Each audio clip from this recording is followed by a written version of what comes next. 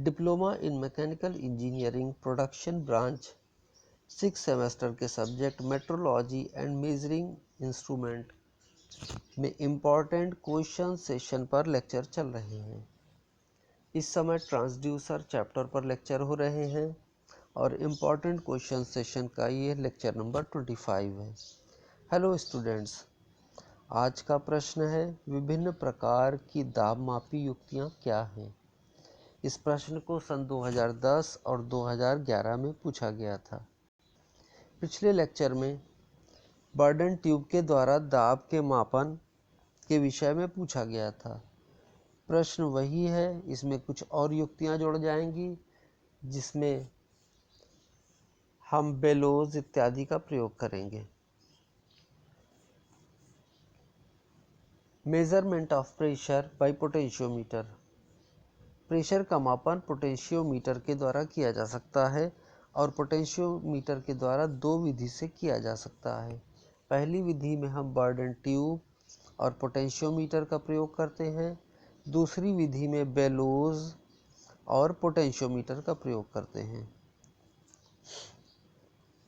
Burden tube और potentiometer में जब बर्डन ट्यूब के खुले सिरे से बर्डन ट्यूब में प्रेशर लगाया जाता है जिसको कि हमें मापना है, इस प्रेशर के कारण बर्डन ट्यूब फूलती है और इसका दूसरा सिरा विस्थापित होता है।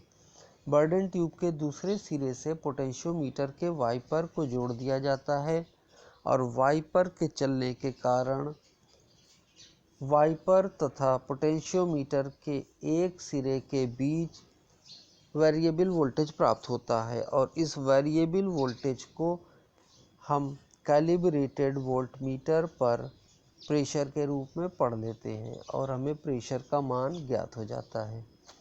दूसरी विधि में बेलोज के खुले सिरे की ओर से प्रेशर लगाया जाता है जिससे बेलोज फूलती है और बेलोज के फूलने वाले सिरे से पोटेंशियोमीटर का वाइपर जोड़ दिया जाता है जिससे पोटेंशियोमीटर का वाइपर रेजिस्टेंस वायर के ऊपर चलना शुरू हो जाता है और इस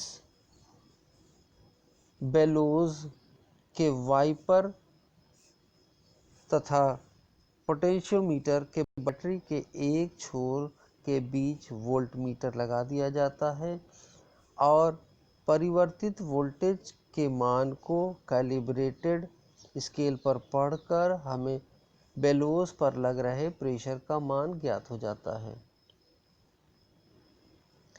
यहाँ पर आउटपुट वोल्टेज का मान वाइपर द्वारा विभव मापी तार पर चली गई दूरी के समानुपाती होता है और जो दाब की माप देता है। पोटेंशियोमीटर का प्रयोग करने के कुछ एडवांटेजेस और कुछ डिसएडवांटेजेस भी हैं।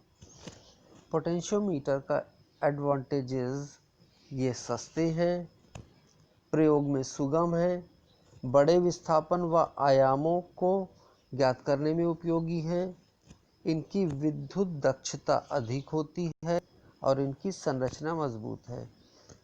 डिसएडवांटेजेस ऑफ पोटेंशियोमीटर, इसमें निम्न दाब के लिए यह अनुपयोगी होता है क्योंकि वाइपर चलाने के लिए अधिक बल की आवश्यकता होती है, इसलिए बड़े प्रेशर को इससे मापा जाता है। कुछ समय के बाद वाइपर की सतह घिस जाती है और वाइपर आवाज करने लगता है। तीसरी विधि में हम बेलोज और एलवीडीटी का प्रयोग कर प्रेशर की माप कर सकते हैं। यहाँ पर जब बेलोज के एक ओर से प्रेशर लग रहा होता है, प्रेशर के कारण बेलोज फूलता है। बेलोज के से एलवीडीटी का कोर जुड़ा होता है जिससे यह कोर एलवीडीटी के अंदर की ओर विस्थापित होता है और एलवीडीटी के द्वारा हमें आउटपुट वोल्टेज प्राप्त होता है। जब प्रेशर घटता है तब यह बेलोज पिचक जाता है। बेलोज के पिचकने से एलवीडीटी का कोर एलवीडीटी से बाहर की ओर निकल जाता है। इस प्रकार यह एलवीडीटी इस बेलोज के द्वारा विस्थापित हो रहे कोर को सेंस करके वोल्टेज आउटपुट वोल्टेज उत्पन्न करता है और इस वेरिएबल आउटपुट वोल्टेज के द्वारा हम कैलिब्रेटेड स्केल पर पढ़कर प्रेशर का मान ज्ञात कर लेते हैं। यह एक बहुत अच्छी विधि है परंतु थोड़ा महंगी है, क्योंकि इसमें जो अंदर कोर लगाया गया है वह इस LVDT के सिरों से टच नहीं करती, जिसके कारण बहुत कम प्रेशर पर भी यह विस्थापित होती है। बहुत कम प्रेशर पर भी यह बिना घर्षण के विस्थापित होती है और कम प्रेशर का भी मान ज्ञात किया जा सकता है। एक अन्य विधि में बर्डन ट्यूब व LVDT का प्रयोग कर प्रेशर का मापन किया जाता है। इसमें बर्डन ट्यूब के ओपन सिरे से जब प्रेशर लगता है तो बर्डन ट्यूब की दूसरी सिरा विस्थापित होता है और इस सिरे को एक स्ट्रिंग के द्वारा LVDT के कोर से जोड़ दिया जाता है या LVDT के कोर में लटके मास से जोड़ दिया जाता है, जिसके कारण इसमें लटका हुआ मास या इसकी आयरन कोर विस्थापित होती है और आउटपुट के रूप में हमें कैलिब्रेटेड स्केल पर प्रेशर का मान ज्ञात हो जाता है।